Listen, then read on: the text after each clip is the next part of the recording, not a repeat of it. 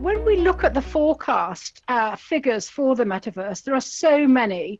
If I just pluck out one, and that's from Bloomberg, Bloomberg forecasts the market size to be a whopping 800 billion. That's with a B, $800 billion by 2024. Now that is literally just around the corner.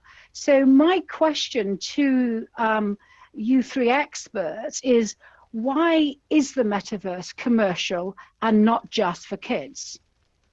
I think at the end, it's like a self-representation of yourself that you have in the metaverse. So it is the same kind of self-branding that you do by buying clothes, by buying a specific house when it comes to virtual goods. And besides that, I've seen that in the past. I have to reveal that 10 years ago, I used to play a game called World of Warcraft. And if you can just imagine how crazy that actually was in that game to earn specific items and how they were and showing those to others, you can actually grasp the potential of ownership also in the metaverse. And the possibilities are, again, endless when it comes to the size of the metaverse. Therefore, I believe that the market has a really, really huge potential. Okay, so I'm curious just to expand on this a little bit more, Nick. Why is it going to be so commercial? How are we going to reach that amazing target that Bloomberg are forecasting? What's your take, please? I'm intrigued. Yeah, I mean, my first experience in the metaverse, within the first 5 minutes, I saw other people had things that I wanted. So, like I remember in Altspace VR, somebody had a really blingy shirt, and so one of the first thoughts that I had after getting in was kind of comparing my essence, my persona to others around me. And so there's a culture similar to the physical world. And so the first thing that I wanted to do after learning how to use it was to kind of upgrade my character, upgrade my virtual self. And I needed to go buy some stuff. And so just as in gaming, where there's, in the case of gaming, you can earn your way to different enhancements. In the metaverse, especially in a business context, you think about the amount of investment that people make in their LinkedIn profile, make in their, to want to make it fun when they're engaging their colleagues in a metaverse kind of experience. Bringing something new to the table is going to be, I think something that people want to do. So for me, the use case of being able to buy things to upgrade my character and persona to reflect me, as well as to experience more premium settings inside of a verse, I think there will be a lot of financial transactions similar to what we see in gaming. I'm curious, do you think people are going to want to enhance their real life persona or to create an alter ego? Nick, do you have a view on that one?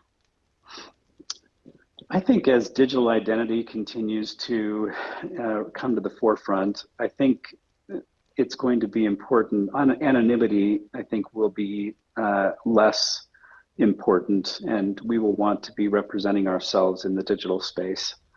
And so,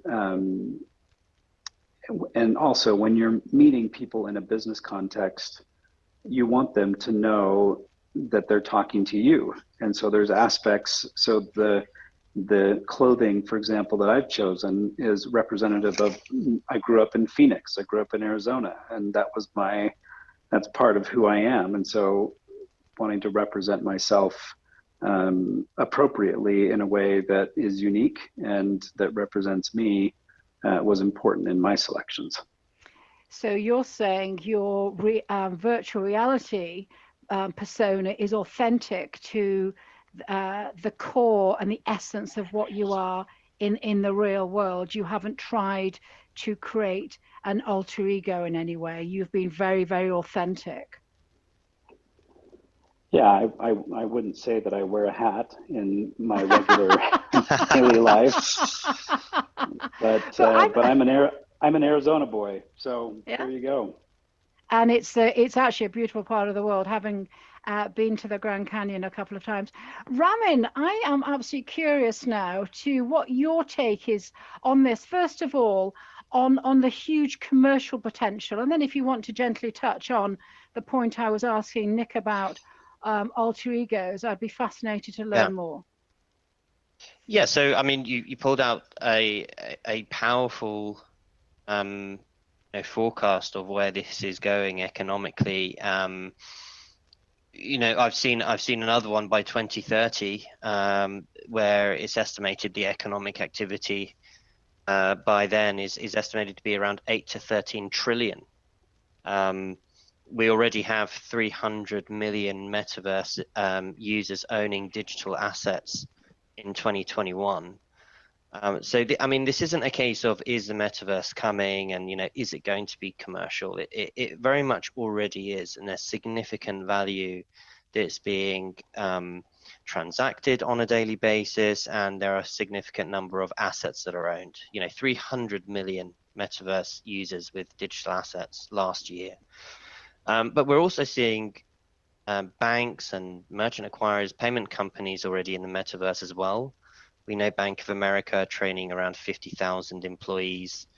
Accenture ourselves, we have trained over 150,000 employees on the metaverse with the VR headsets, learning about environments like what we have here, learning how to host business sessions in metaverse environments, etc. Even last month, having training in the metaverse, it's hugely powerful if you're actually immersed in cybersecurity training. Huge use case there. And we know Amex have NFT collections partnering with music industry artists, for example, and JP Morgan are involved. Many of the banks are looking at this now.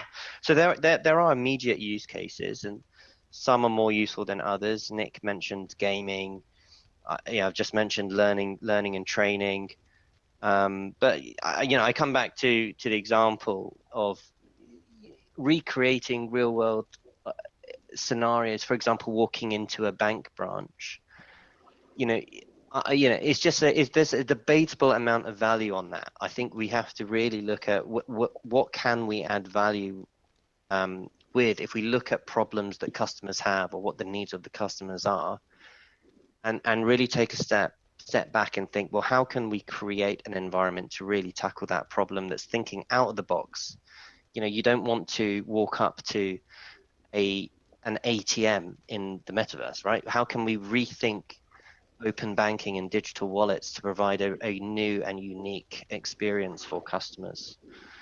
That's a lovely segue to something I want to come on to in a moment, if I may. But just keeping with this theme about it being commercial, and Axel, do you have anything to add to what Ramin and Nick have said?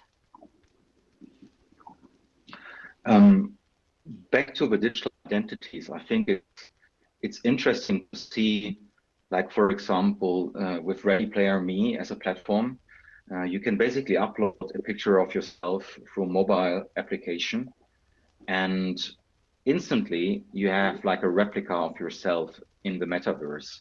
And even further than that, you can integrate that profile, your identity, into 1,000 different metaverses, I think, so far. So my key question would be, who's owning that identity at the end? Because I know, for example, I own a couple of crypto domains, and I store them on my own hardware ledger. And I basically own them, and it's unique, it's attached to me. When it comes to identity, so far the identity holder is a government and so on. And when we now have an identity from the metaverse, when I think about processes like KYC and so on, it will be a huge question. Who owns that identity? Where is that stored? Is it centralized? Is it decentralized? And so on. That's one thing.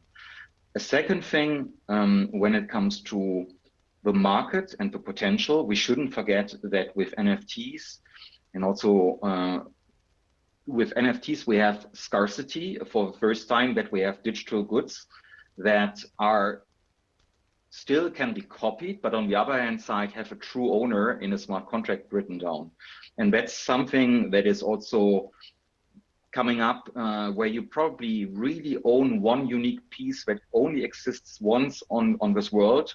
And that within a digital realm is something unique and new that has a lot of potential as well. And that is driving, when we look to the gaming market, so far, gaming markets, if you have like virtual goods, they're very much locked into the platform. And if you stop gaming a certain game, probably all your items are lost. But just imagine with electronic arts and others investing heavily into that you can take your virtual goods and transport them to other games or metaverses, or you're actually Nike with the acquirement of Artifact, and you have also a unique digital replication of your shoes